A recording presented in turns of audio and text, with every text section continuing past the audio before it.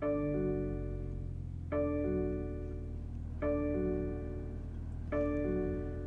guys, welcome to the 2019 BMW X3. I'm in an xDrive30i here, which is the all-wheel drive X3. Starts around $44,000.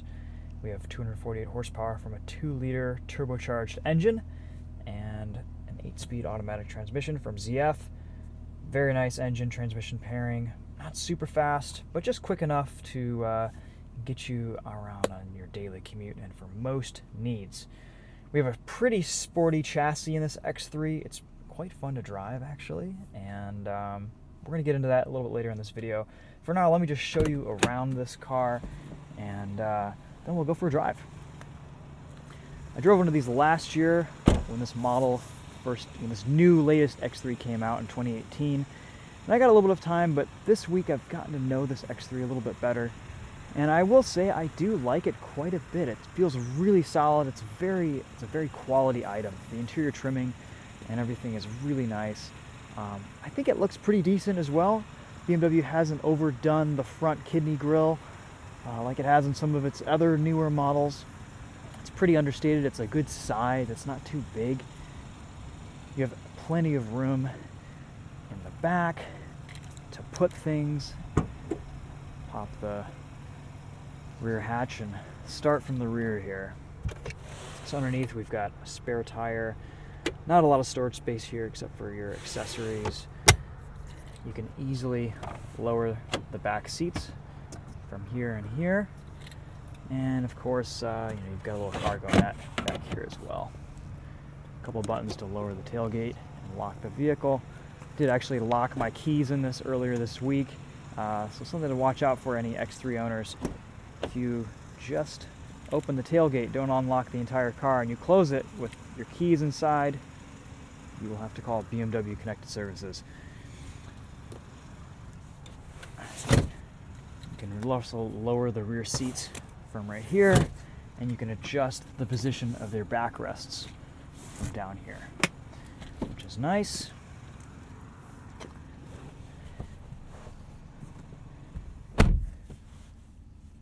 We have a really nice open, airy cabin. The panoramic sunroof adds a lot to that. And you just have generally really pretty good visibility throughout this X3. It's a nice place to be. It's an attractive interior. The stitching, the quality of all the interior materials, the surfacing, the matte aluminum finish on everything is really nice. This is a really solid interior. Everything's bolted together really well. In the back, you get an armrest with a couple of cup holders. And of course, some climate control controls, as well as a cigarette lighter power outlet, 12 volt. A little bit of interior ambient lighting there.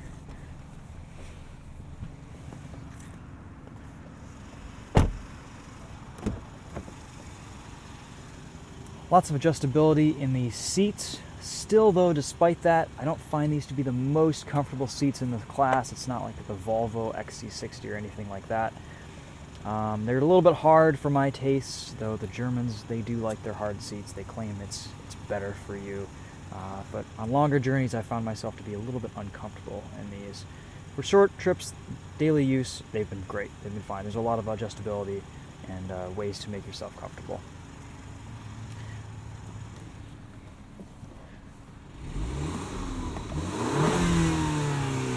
Not a whole lot of personality from this 2-liter turbo, but there doesn't need to be. If you want personality, go for the M40i with the turbocharged straight 6, and you'll get plenty of power, plenty of excitement from that transmission and engine. And I will say I drove the X4 with that combination, and it was awesome. You could actually drift it around a skid pad. But this, though, this is more of a daily driver, more of a standard commuter. And I think, though, this would still appeal to car enthusiasts because it is pretty fun to drive. Let's just briefly go over some of the interior stuff here. We've got a pretty neat camera system. I think it's kind of a gimmick at this point, as I don't really know how useful it would be, but you can kind of, like in Gran Turismo or Forza, look around your car and see around it. I think mostly this is just a thing to show passengers and impress them with your new BMW. The automatic forward and rear facing cameras work the best though, and they change when you switch to reverse or to drive. So that's nice. We have a fully digital gauge cluster with these kind of aluminum surrounds here, which is neat to kind of separate things. Cruise controls are all on your left, which I actually prefer because if you're just chilling here, driving on the highway, you can operate all of that without having to put your other arm up and exert this side of your body. So that's nice. I appreciate that. As you can see, we've been averaging about 28 miles to the gallon this week. Pretty good fuel economy. I think Car and Driver did around 31 on their highway test route going 75 miles an hour. You shouldn't have any problem beating the EPA miles to the gallon estimates in this car. Heated steering wheel button down there. The heat is just right. It's not going to burn your hands off. Same story with the heated seats. We have 3 driving modes with customizability here and there too. Let's see if we can get rid of this camera here. Drive for a second. We have Sport mode, Comfort, and Eco Pro, as well as Adaptive mode that kind of adjusts accordingly to your driving style. We have turn signals, but no one uses those. Oh, and then you may have just heard that judder. We have a very kind of unrefined stop-start system that's interesting. It works well if you're coming to a complete stop, but if you're just slowing down to 1 or 2 miles an hour, sometimes the engine will cut before you've come to a complete stop, and you'll get this off-on thing. So I've actually been just turning that off, and been pretty happy with the way this car drives. All right, let's hit the road here. See if we can see anything on this foggy day. I'm going to turn on all my lights.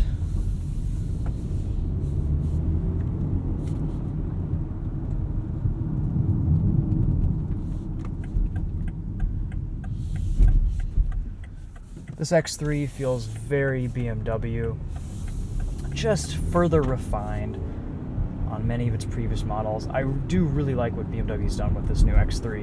I think it's one of their nicest overall models, especially for the price. I think you get the most bang for your buck in this.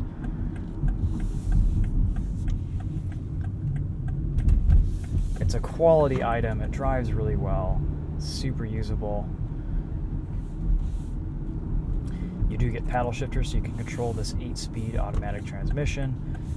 And in sport mode, we get nice, quick, crisp shifts. Say that 5 times fast, which is always fun to hustle your BMW SUV.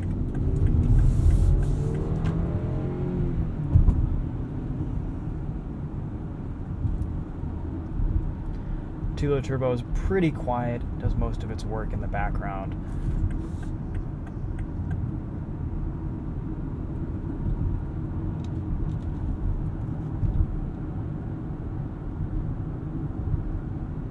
And like I said, the steering weights up nicely, but it's a little bit inaccurate, and it does feel slightly artificially weighted. I would like a little bit better steering from this X3, but again, not a sports car, it's a crossover, and for its purpose and intended audience, I think it does just fine.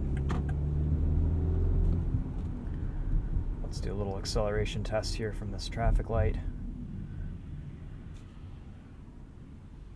I mean, ultimately, this X3 drives about how you would expect it to. The handling is where it surprised me, but everything else is pretty standard BMW.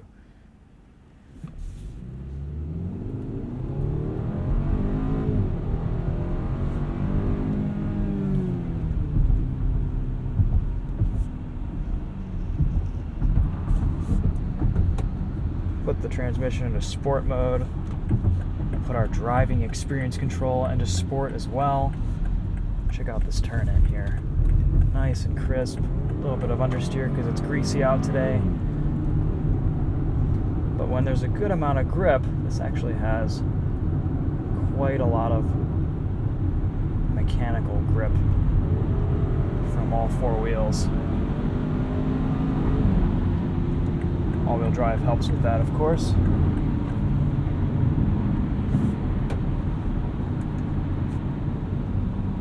I will say this transmission is very good though. It's responsive. It tends to hunt a little bit sometimes, but this tachometer is a little bit funny too in that it's angled this way and it can be at 2,000 RPM and you think the engine's revving higher than it is just because of the way it's laid out.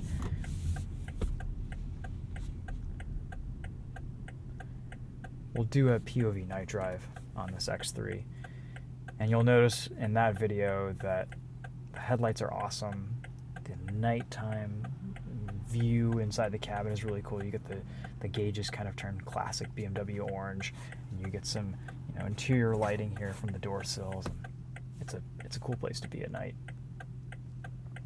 While we're sitting here at this traffic light, let's do a sound test. See if we can go in and find my tracks, considering this doesn't have Apple CarPlay.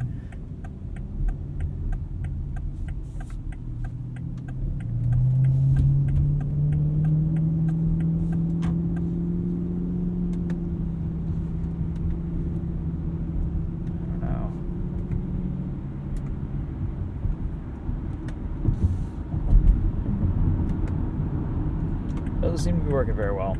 Well, let's take another entrance ramp, and who needs music when you have an entertaining drive route?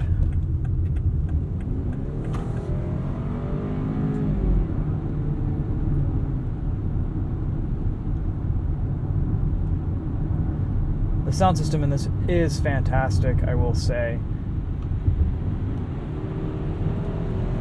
No complaints with the audio quality. Let's talk radar-guided cruise control. Sometimes it's a little bit slow to engage, but once it does a pretty nice job. It's definitely not the best system out there, but it works well enough, and I don't really have a lot of complaints about it. The lane keep assist is okay. It doesn't last for very long, but if you need to take your eyes off the road for a second, it works great. It's really easy to engage and disengage, buttons for everything.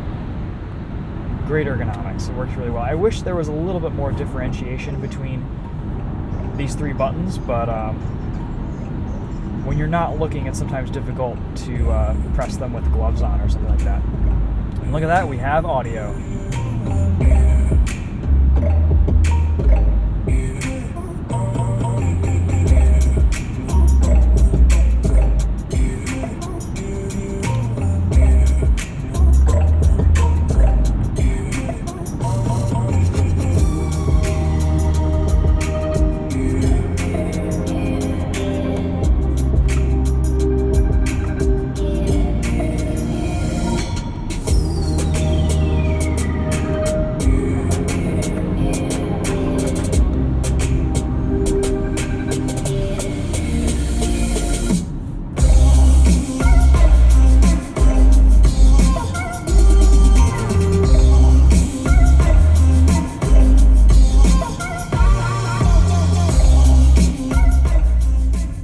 Yeah, this X3 definitely bumps. It sounds good in here.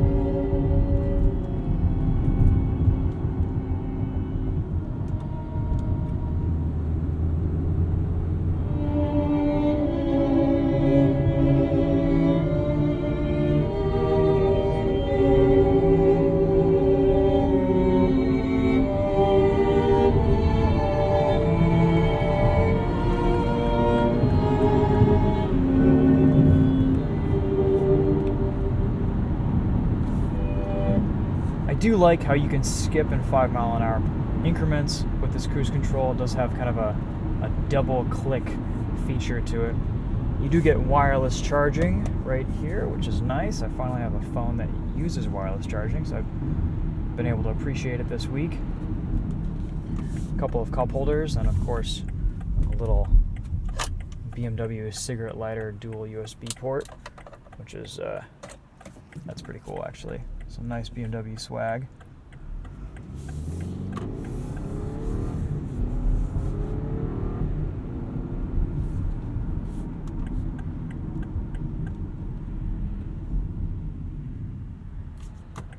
Well, guys, I think that pretty much covers the X3.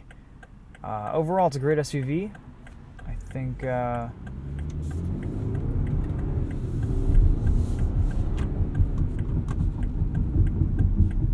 it's surprisingly responsive and just a little bit engaging, which is a pleasant surprise.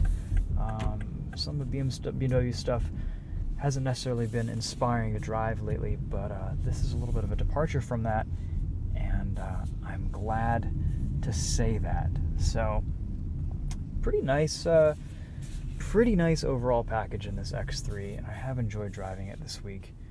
And yeah, so far so good. There's a little stop-start stutter, but overall, no deal breakers here. Pretty much mostly good things. If you can afford it, I'd recommend it. And yeah, we'll wrap it up there. Thanks for watching, guys. We will see you in the next video.